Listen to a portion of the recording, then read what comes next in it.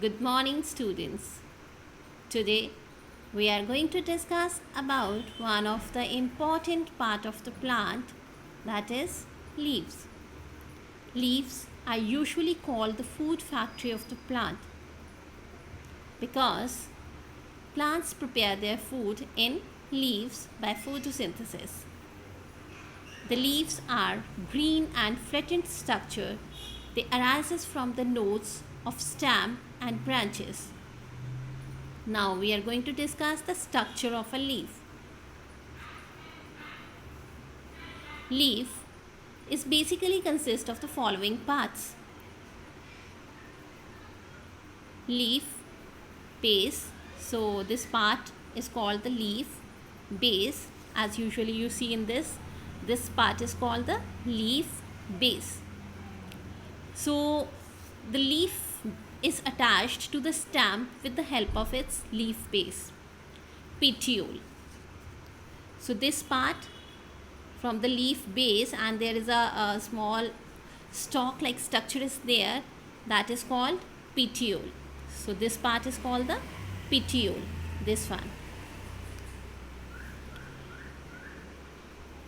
It connects the leaf blade with the leaf base. Leaves with a petiole are called stalked, while leaves without petiole are called sessile leaves. The leaves that is having petiole, they are called stalked, and the leaves without petiole, that are called sessile leaves. Petiole is absent in monocot leaves.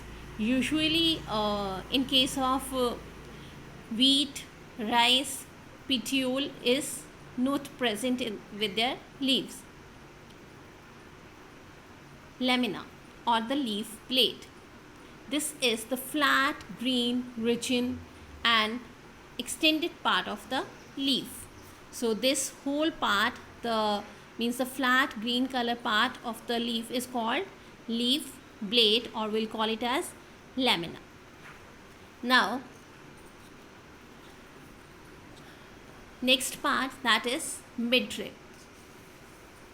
Midrib or veins, it forms the midrib, middle axis of the leaf blade. So the in between this row where the petiole extend in the leaf blade, that is, this part is called midrib. That is started from here, and this whole middle line is called midrib. The lateral branches arises from the midrib are called veins, and the branches that arises from the midrib and that goes to the sides, that is called veins, or called as side veins.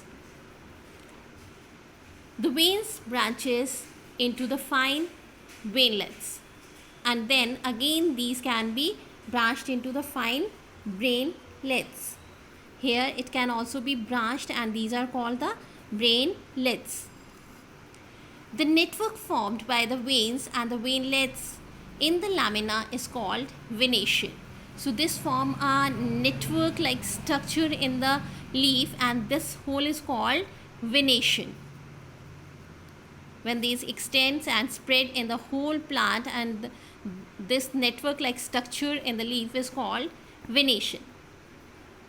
In dicot leaves, the venation is reticulate and in monocot. So now I'll just discuss about reticulate and a parallel venation. So in all the dicot plants where the two cotyledon, means the seed is having with two cotyledons, they all are having reticulate venation, like this type of venation. And all the monocots, like in case of the wheat, rice, the plants is monocot, and they are having a parallel venation, means see the veins are run parallel to each other. See, in this leaf, the veins are run parallel to each other. So this type of venation is called parallel venation. Now the next is functions of veins and veinlets are as follows.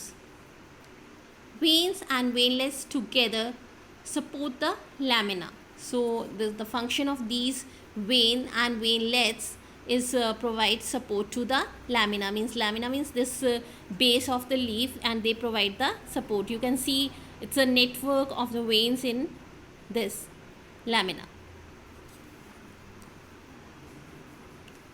They distribute water and minerals throughout the lamina, and they also help in the distribution of water and mineral in the leaves.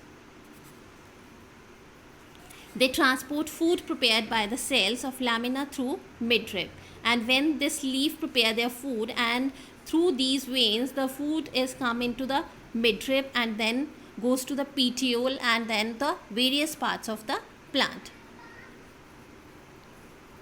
The functions of leaf. So basically leaves perform very important function, that it helps the plant to prepare their food by photosynthesis. Except this photosynthesis, plant also help in transpiration. Transpiration means it is the loss of water in the form of water vapors from the leaves. From the stomata. Stomatas are usually we can see at the back of this under the microscope, and we'll just rub it, and with the help of forceps, so it's be easily we can see the stomata. It cools the plant body during hot summer because it loses water from the stomata, and it provides the cooling effect to the plant. Stomata are mainly present on the ventral surface of the leaf. Respiration. Plant also help in respiration. At night, when there is no photosynthesis, when photosynthesis is not taking place in plants, the leaf of plant breathe in oxygen and breathe out carbon dioxide. However, during the daytime, leaves uses carbon dioxide from the air to perform photosynthesis and release oxygen in the atmosphere, and this process is called respiration. So here in activity 8, here the process of transpiration is given.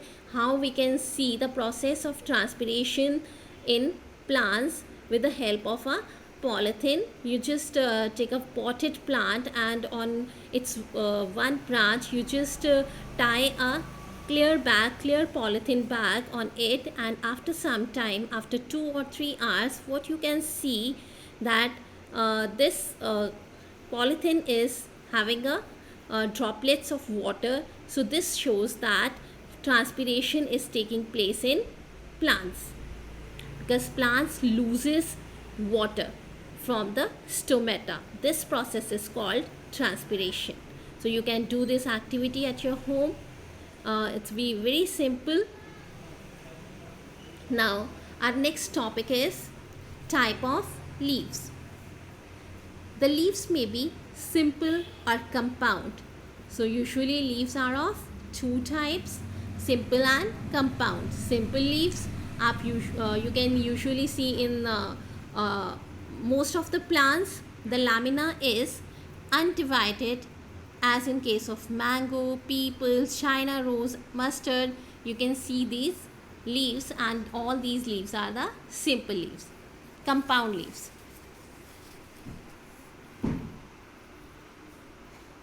In a compound leaf, the lamina of leaf is divided because of incisions of lamina reaches up to the midrib. Thus, a compound leaf has a group of leaflets. Their number may be even or odd. So look at here. So these leaves are called the compound leaf. Look at it's the. So in case of methi, so that is a very common example. You can see the compound leaves. Now, modification of leaves. In some plants, leaves not only perform these functions, even in some cases, leaves are modified and they perform certain other functions, like they provide the support to the plant, even they help in providing protection to the plant. So, in case of, means especially in case of climbers, uh, or the creepers, in case of, you can see that leaves can be modified into a coiled structure that is called tendrils. So these tendrils provide extra support to the weak plants. So these are the modified leaves. These tendrils, these coiled structure, that is called tendril. That is a modified leaf. And in some cases, these leaves can be modified into spines, like in case of cactus. These leaves can be changed into spines, and that help the plant from grazing animals, from provide protection the plant from the grazing animals. And also in some cases, these leaves help in the process of transpiration.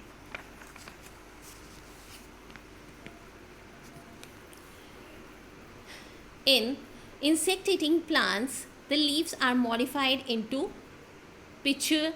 As in case of the pitcher plant, the leaf is modified into a pitcher like structure, and help to digest insects and fulfill their nitrogen deficiency.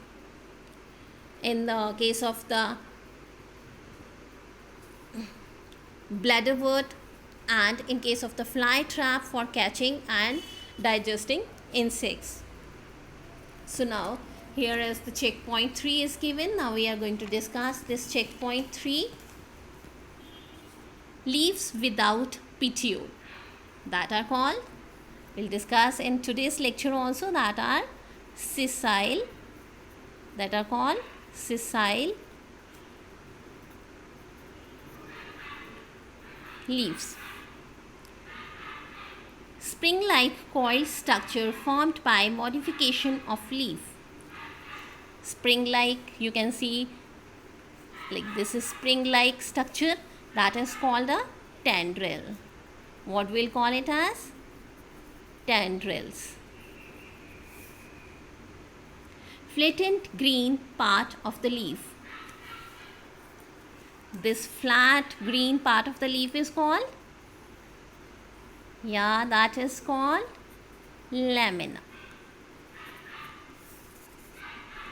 The arrangement of veins and veinlets in the lamina of leaf, that is called venation.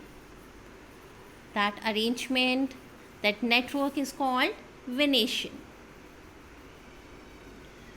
Petiole, now we'll do the fill in the blanks is given here.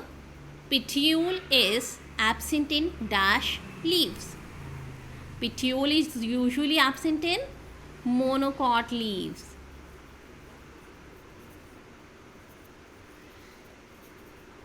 That is in monocot leaves.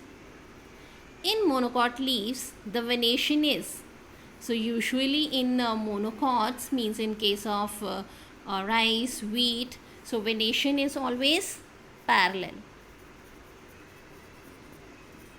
As in case of grass also, the venation is parallel. I'll just once again show you the parallel venation. So in this leaf you can very clearly see that the veins are coming parallel to each other. Fine. So this type of venation, even in case of banana, you can see the parallel venation. Compound leaves has a group of a compound leaf has a group of, yes, a compound leaf has a group of leaflets. That's fine. That is called leaflets. Dash is the Continuation of petiole in lamina. Dash is a continuation which is continuously going upward in the leaf, that is this petiole, and then after that when it enters into the leaf plate or in lamina, this is called mid rib. So what we'll call it as mid rib. Thank you and have a nice day all.